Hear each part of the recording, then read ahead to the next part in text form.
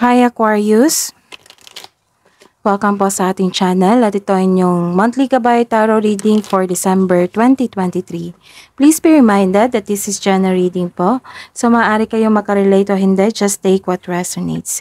Gamitin ang reading na ito bilang gabay lamang. Balik po kayo dito bukas para sa ating daily Gabay Tarot reading. Please like, subscribe, and click bell button for notification para po updated po kayo sa daily tarot reading natin. Para po sa gusto magpa-reading, maaari nyo pong makuha ang link na sa description box po ito. Message nyo lang po ako sa Messenger. Maraming salamat po. Spirits Guides, ano po ang ganap ngayong buwan na ito, December 2023, para po kay Aquarius?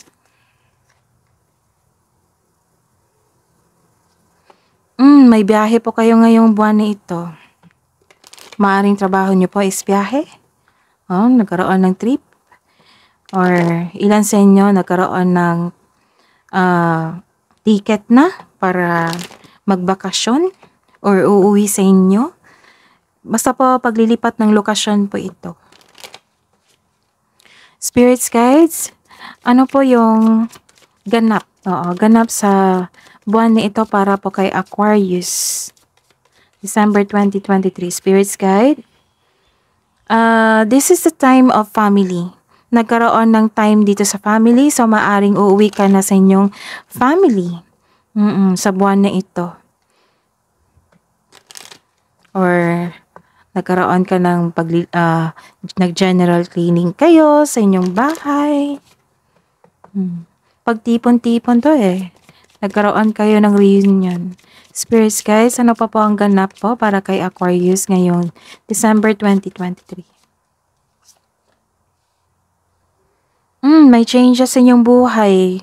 This is also transition, paglilipat, changes.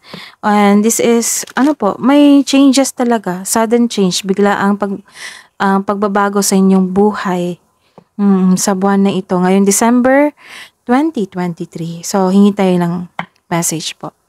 Spirits Guys, message na po para kay Aquarius ngayong December 2023.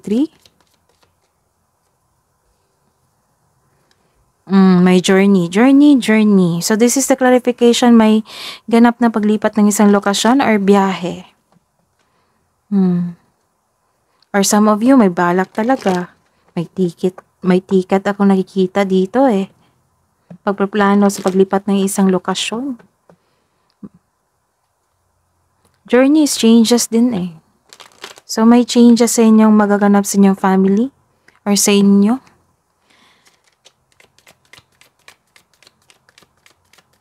Para po kay Aquarius, ngayong December 2023, Spirits Guide. Wondrous Universe, Walk in Beauty. So, may mga blessings po na kailangan nyong baka hindi nyo na napansin. So, ayun.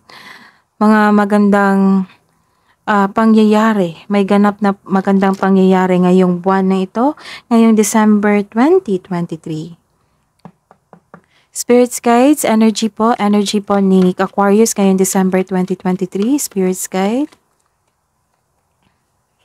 Wow. Clarification of this card.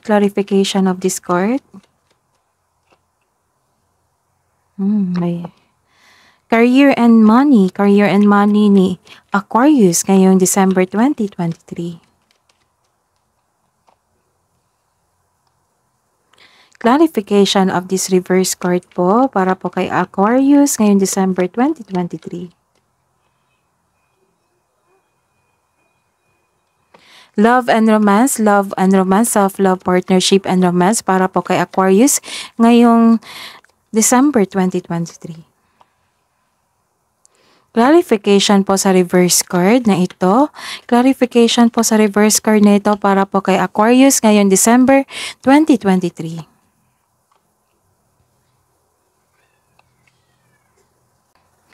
Sa buwan na ito, ngayong December 2023, para po kay Aquarius, nagkaroon ng partnership po dito. It might be the business partner po or nagkaroon kayo ng kasintahan or dumating yung nakadestiny sa inyo.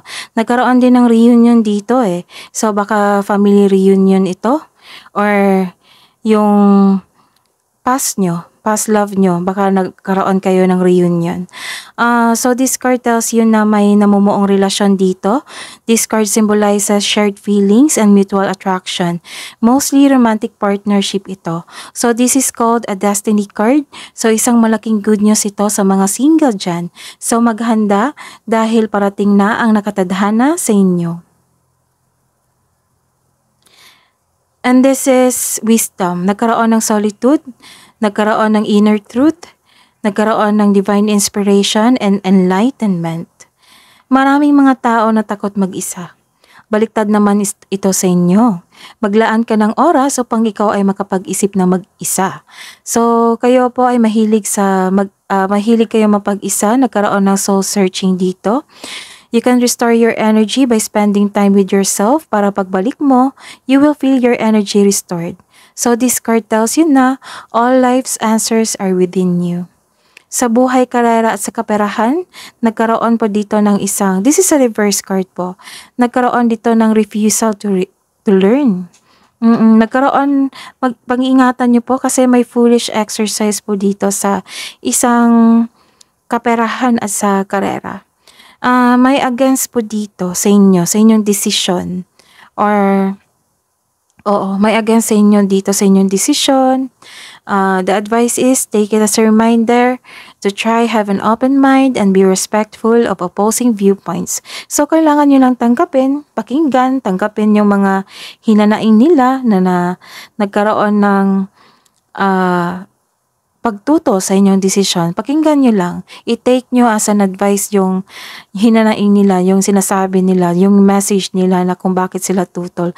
Baka kasi may experience sila. Baka kailangan din na makinig po kayo. Kasi kabisado sila or naranasan nila. So, ayun. So, be respectful lang kasi baka magkaroon kayo ng away kasi tutol ito sa decision mo. So, kailangan mo lang tanggapin na may tao talaga na hindi aayon sa ating decision. And this is a reverse card also. Nagkaroon po dito ng isang exaggeration or you are finding a solution na sa inyong problema sa buhay, karera at sa kaperahan. Kasi nakikita ko dito na may ganap na isang away or disbalance noon. Pero ngayon, you are finding a solution na. May nakikita rin ako ditong taong masakit magsabi sa kanyang kapwa. Maaring ikaw ito or maaring yung kapwa mo. Or sa inyong ka-workplace ba ito. May away kasi na magaganap dito But the good news is you are finding a solution kung paano iwasan ito. So, kailangan lang talaga dito. So, this card tells you na kailangan mong iwasan itong taong ito na mafe-feel mo yan na magkaroon ng intense, na magkaroon talaga ng away. So, hanggat maaga, tahimik ka lang, iwasan mo na itong tao ito. Opo, magbingi-bingihan ka na lang. Opo. So, i-take mo lang yung advice nila. Baka may karanasan sila, mapait silang karanasan sa decision mo. Ayun. So, take his or her advice po. Baka po tama po sila. So, kung may chances na lalo na't nasa tama ka, kailangan nyo ng pag-uusap. Kailangan mo ipagtanggol mong sarili mo. Pero, balanse nyo po. Yung good mood po siya. Yung approachable po siya. Ayun. Para hindi magkaroon ng away. So, iwasan nyo po ito. Kasi December po last month of the year ni 2023. Huwag nyong bigyan ng sakit ng ulo nyo sarili. Bigyan ng negative emotion ang last month of the year. So, please, take care of yourself po. Iwasan ko ang dapat iwasan. And sa buhay pag-ibig, nagkaroon po ng fear of changes dito. Bakit kaya? Kasi may nangyari, biglaang nangyari. Changes. Biglaang nangyari. So, you're hanging on the past na nangyari na. Maaring hindi mo patanggap ito na nangyari na. So, you're having a fear of letting go of the past na nangyari na or sa isang bagay o sa isang sitwasyon or sa isang tao. And some of you are feeling trapped talaga sa past nyo. Isip-isip nyo yung past nyo po. Nagkaroon po ng weak foundation. So, ingatan ng inyong buhay pag-ibig sa inyong sarili at sa inyong kapareha. And may nakikita talaga ako dito. Diba po sabi ko sa inyo kanina dito na may chance na babalik yung past nyo. na magkaroon kayo ng union or pagkikita or muling pag-uusap. So this is this clarification na may chance na babalik ang tao na nangloko sa inyo, kaya mag-ingat. Wala akong nakikita dito na may balak ba siya maghingi na sorry, mag-reconcile, or maghahasik na naman ng lagim. Magbibigay na naman ng sakit ng ulo. So, hanggat maaari, be alert, be guarded, on guard ka dapat, ingatan na yung sarili, inner peace nyo. Ingatan din kasi may nakita ko dito, may nangyari noon na naulit na naman ngayon. Oo, na pagkakamali nyo po. So, ingatan talaga. May nakita talaga ako dito. Kung sa business ito, makabangon ka po sa bankruptcy. Pero yung reading na ito ay sa love romance po ito eh. Marahil makabangon ka kasi may changes dito eh. May pag-aaway na you are finding a solution. Makabawi ka rin. And the last card is, nagkaroon ka dito ng persistence. Para sa mga single, makaranas ka ng hirap sa pagtanggap ng bagong tao sa inyong buhay kasi nasaktan ka na before. Nagkaroon ka ng trust issue. Gusto mo nang pumasok sa bagong relasyon pero guarded ka. Hindi mo alam kung paano magsimula. Ayun. So, this is a clarification talaga. Nagkaroon ng sudden changes. May bagong maliligaw na dumating pero hindi mo alam kung paano mag-start. Kasi on guard ka eh. Matagal ka na siguro nasaktan. Hindi ka pa naka-move on sa past nyo. Ayun. So, try to fix and forgive yourself muna. First, try to fix and forgive yourself first bago tumanggap ng relasyon upang sa gayoy magaan ang iyong pakiramdam at isipan para harapin ang bagong yugto ng iyong buhay pag-ibig. So, kasi may nakikita akong bagong pag-ibig dito eh. So, kailangan mo let go mo yan and forgive yourself, forgive the situation, forgive the past. Ayun. Para ma-let go mo na yan and ma-welcome mo na yung bagong pag-ibig na nakatadhana po sa inyo. It might be this is not the only new person sa inyong buhay or buhay pag-ibig o romansa. Maaari din sa family mo ito. Nagkaroon ng reconciliation. Sa mga may relasyon dito, mahabang pasensya mo sa iyong kapareha. Isa sa inyo nagkaroon ng mataas na ego o pride. Nakaramdam ka ng pagod pero ayaw mo sumuko sa inyong desisyon. Sa relasyon. Ayaw niyong sumuko sa inyong relasyon. Subukang maglaan ng oras para mag-usap kayo na tungkol sa inyong hinanaing. So, this is the clarification na may kakausap sa inyo. Oo. May conversation na ganap dito eh. Sa may relasyon, sa buhay mag-asawa. So, try to open yourself tungkol sa inyong hinanaing. Nang malaman niya, nagkaroon ka ng big adjustment sa kanyang pag-uugali, sa kanyang ginawa. O yun. So, hidden truth po. Anong iniisip mo? Anong iniisip niya?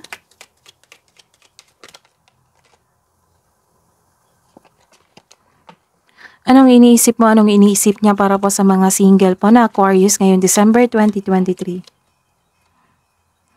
We will be together again. And I want to feel that way again. Para po sa mga may relasyon, sa couple natin, sa buhay mag-asawa, hidden truth po, anong iniisip mo, anong iniisip niya ni Aquarius ngayong December 2023?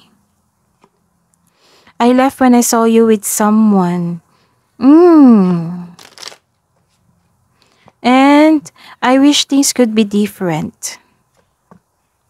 Love advice po para sa mga single po na Aquarius. Love advice po para sa mga single ngayong December 2023 para po kay Aquarius po, Spirit Sky.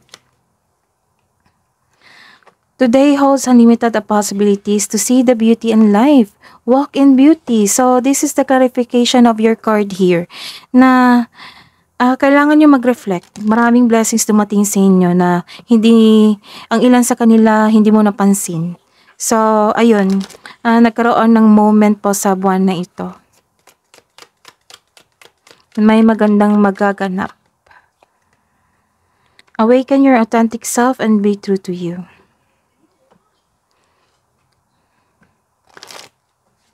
Love advice po para sa mga may relasyon dyan, sa mga may relasyon sa buhay mag-asawa, sa couple natin na Aquarius ngayong December 2023, Spirit Guide. receptive. May darating talaga. Be ready to receive what fate has planned for you. Shuffle lang natin.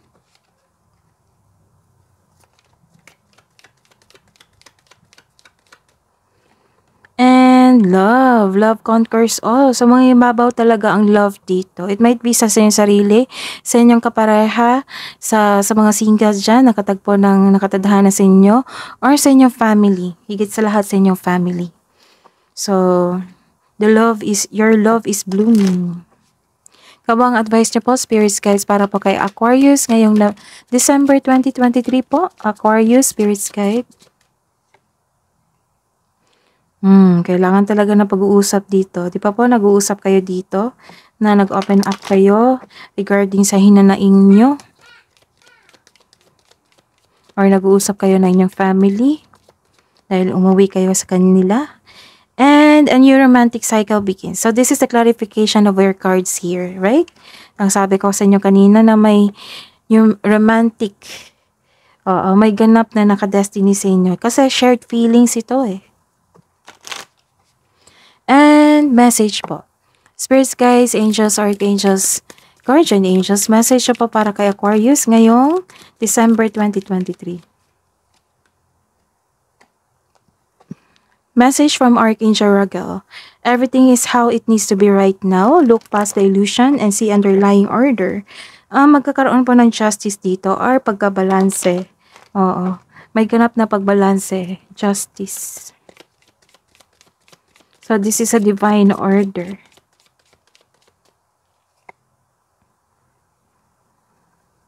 And message from Archangel Michael. Remember who you are. See? 1, 2, 3. That is the clarification. You are a powerful, loving, and creative child of God. You are very loved. That is your reading, Aquarius, ngayong December 2023.